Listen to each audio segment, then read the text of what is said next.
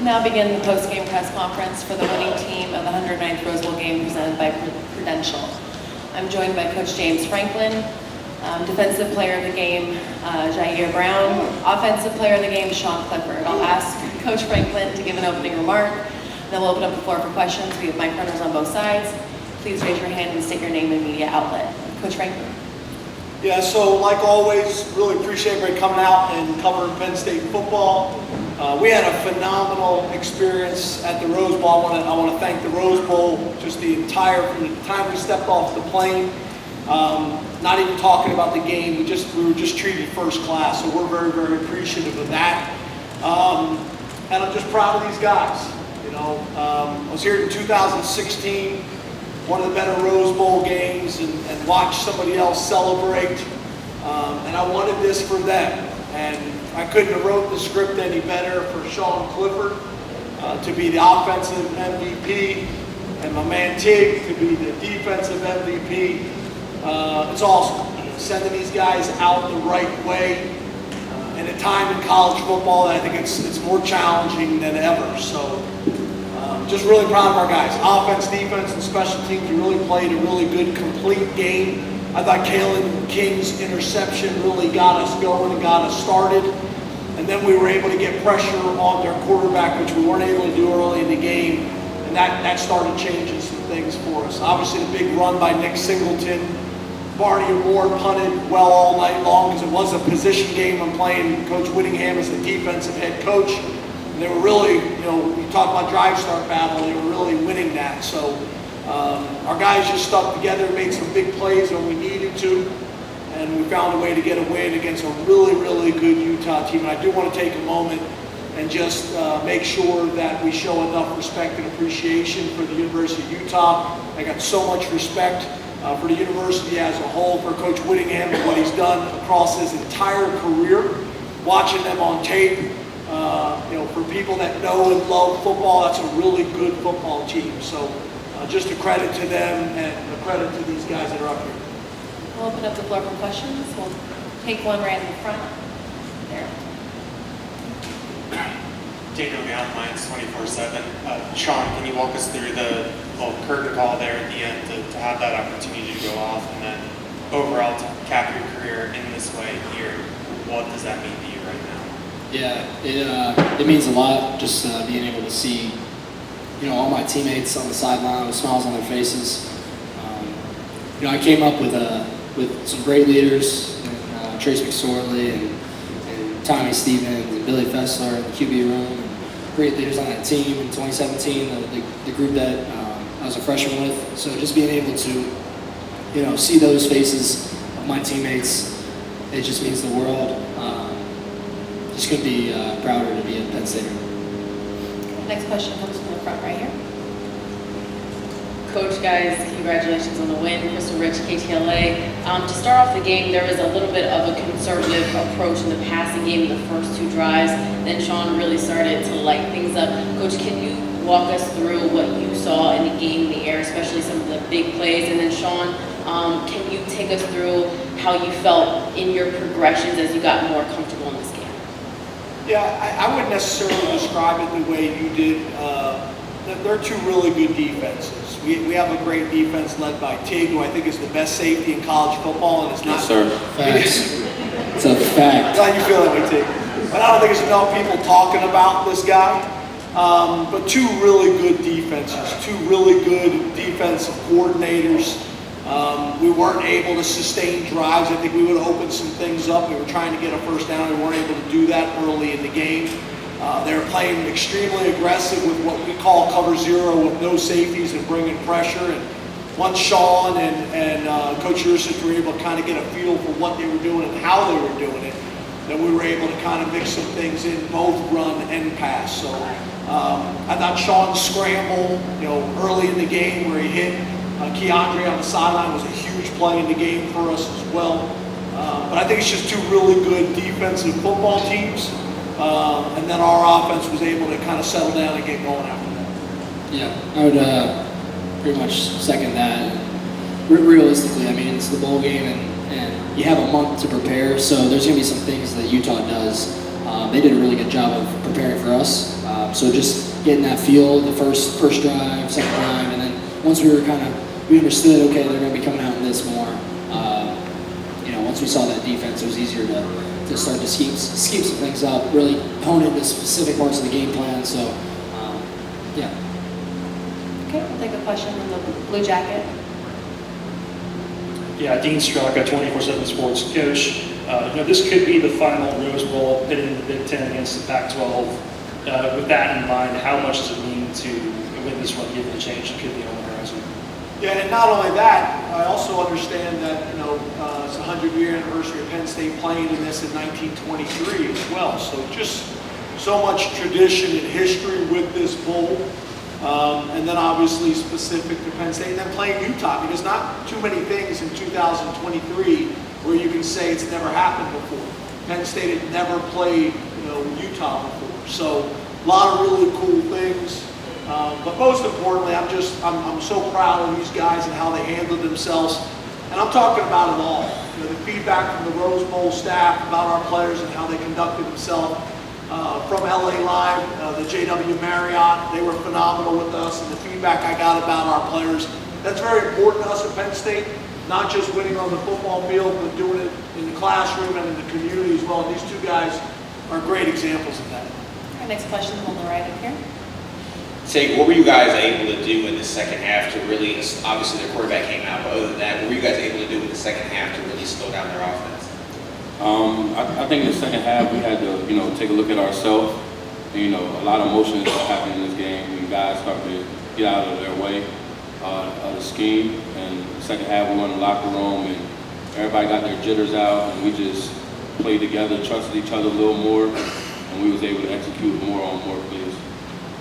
Okay, next question is from the left right there, standing. Hey, Sean, I'm guessing outside of playing in a national title game, the Rose Bowl is the game. Growing up, you probably watched it all your life. So now you're in it. What's it like for you to have an excellent Rose Bowl game? Yeah, it means a lot. I actually posted a picture on my social media of me as a kid. I was in 5th grade or 4th grade, and my dad surprised me with the opportunity to fly out here with a really good friend of mine and his dad. And I just remember really falling in love with football at that camp, specifically falling in love with the quarterback position. So for it to come full circle, and then to be able to just be a spoke in the wheel for this team in the Rose Bowl, it's just such a blessing. Our next question is from the front right here. Dennis Freeman, News for Us Online. Coach Franklin, the big run by Nicholas and the big catch by Keandre, how did it change the dynamics of the game?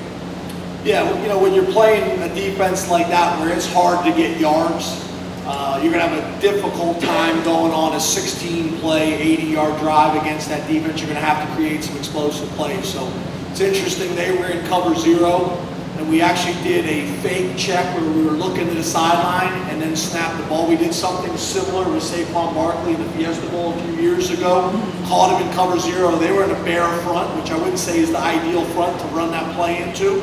But once you crease them, with Nick's speed, you're able to obviously, make a huge play and swing the momentum in the game. And then Keandre as well. I think, Keandre is a great story. I think all these players, they come to Penn State and they kind of have in their mind this vision of how it's going to go. And it very rarely goes that way. And Keandre has just trusted the process and persevered. He's extremely talented. And I just think he has such a bright future. So to see him have such a big night is great because there's so many lessons that are being taught through the game of football. And I'm really proud of Keandre and how far he's grown, both personally and professionally. So those were 2 big plays in the game. And 2 guys that I think all of us we expect those guys to make those types of plays. Our next question is on the left-hand side there. Hi, Grigsby, WGAL TV. Tig, you remember telling me at Media Day that you wanted to win this game to make your coach smile. To be able to do that, what does that mean? I make you smile, Coach. No, since day one, since Coach recruited me, he's been a blessing to me. He's took me in, he's made me a part of his family. And as a player, that's all you can ask for as a coach, to treat you just like how he treats his kids. And the only way I know the coach got a lot. only way I could give back to coaches is to win him a Rose Bowl, win him a championship, period. And I sacrificed everything I possibly could to make that happen for him. And I hope I made him smile. It made me smile, but I also want to say this. You know, in today's college football, where these players are being pulled in 1,000 different directions, both Penn State and Utah, we had very few opt-outs in the game. We had great leadership. Jake wanted to stay in the game. I pulled him out, made him come out of the game, him and P.J. Mustipher. I wanted Sean to have that opportunity. You know, he kind of hit me on the sideline. You know, we kind of got in an argument. He didn't want to come out of the game, but I wanted to take a moment for him to come out of the game and be recognized, because Sean's experienced it all at Penn State. He really has. And, you know, there's so many good things about this game, but there's so many good young men like T and Sean and PJ. I can go on and on and on, at a time that it is more challenging than it's ever been. So I couldn't be more proud of these guys, how they conducted themselves, not just in this game, but really throughout their entire careers. And they got great stories. They got great stories, and I look forward to continuing to be a part of their life and watching them go on and do great things. Our next question is going to be from the middle left there, Lisa. That's fine. Thank you so much.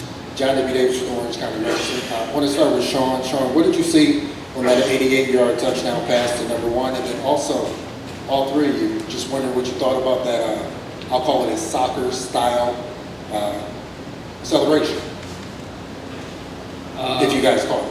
Yeah. No, it was up for debate, you know, whether we wanted to take a shot. It was that 3rd down and 4. And, you know, I've been seeing the same look all game, so I was definitely, you know, a proponent for taking that shot. And I know that Keandre wanted it too. So, you know, great players make great plays, and Keandre got him. I mean, anybody could have thrown that one. So, you know, kudos to Dre. He played a great game. And for Selly, I have no idea what he's talking about. So, Yeah, we're not sure what you're talking about, the celebration. Yeah. I don't want to kill him, because literally Terry Smith said on the headset to me, I think Keandre pulled his hamstring. Yeah, whatever he's watching, stop watching. Our next question will come from the right-hand side right over here. Colin Beasley, Philadelphia Inquirer. Sean, you had a Penn State career with so many ups and downs. What does it mean to you? A lot of ups. To end your career on a day like this? Lot of ups, few downs. Appreciate that, Coach. No, it means a lot just to be in this position. I just think back to all the different teams that I've been part of. You know, and quarterback's a funny position because he gets all the recognition, but it's, you know, I depend on 10 other guys to get the job done constantly. And if one guy messes up, you know, and including me, you know, the whole play on offense is kind of wrecked. So, you know, I just respect, love, and appreciate every single man that has came through Penn State's programs and impacted me in whatever way, whether it be coaches, administration, staff, and especially my teammates. You know, I always talk about it, you know, and I think that in 2020, Coach Franklin, he made a statement about the locker room and culture in the locker room and how America honestly could even reflect that in the best way. And Tate and I always talk about it because it doesn't matter race, religion, where you're from. You know, I got brothers for life in that locker room. So I can't thank everybody enough for my experience at Penn State. I've cherished every minute of it, the ups and the downs. I just couldn't be more thankful. Okay, we have time for one more question. We'll take it on the left right there. Coach Franklin, congratulations on the win. I don't want to catch you off guard. I want to ask you, are you aware of a situation through texting tonight with the NFL game or not at all? You talking about with tomorrow? Yeah, so Chris Peterson kind of told me after the game, and I got Terry Smith, and me and Terry recruited tomorrow. So obviously our thoughts and prayers, it's very personal. He's from Pittsburgh, from Pennsylvania, Terry Smith and myself recruited him, got to know his whole family, unbelievable family. And obviously we're sending our thoughts and prayers to him and the family, and hoping and praying that everything is okay. Thank you, Coach. Thank you guys for joining us. Congratulations. Thank you so much. Thank you. Thank you.